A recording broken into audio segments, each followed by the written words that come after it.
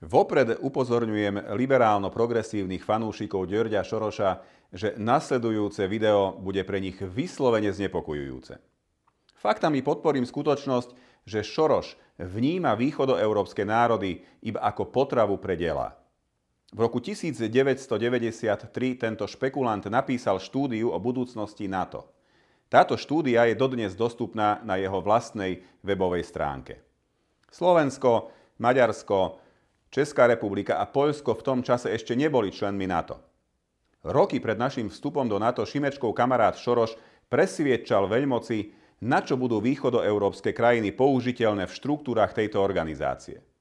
Vysvetlil, že Spojené štáty by nemali konať ako policajti sveta. Ak už majú konať, majú to robiť v spolupráci s ostatnými. To potvrdzuje, že Spojené štáty sa vždy hrali na spravodlivých za účelom presadzovania svojich geopolitických záujmov, ale dávajú prednosť tomu, aby krvavú prácu za nich vykonával niekto iný. Dobrým príkladom je Juhoslávia, Irak, Afganistan. Šimečkov kamarát Soros by konkrétne použil východoeurópskych vojakov ako potravu pre dela.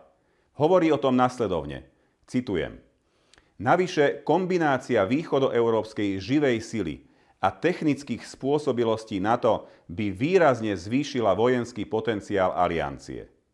Potenciál NATO by teda podľa špekulanta Sorosa zväčšili východoeurópski vojaci. A teraz nech počúvajú všetci progresívci, ktorí sa dennodenne poklonkujú Sorosovi, pretože ich milovaný Boh nehanebne vysvetlil, prečo je dobré, aby išli do vojny naši a nie americkí vojaci. Znovu citujem. Pretože by sa znížilo riziko vriec na mŕtvoli pre krajiny NATO, čo je hlavným limitom ich ochoty konať.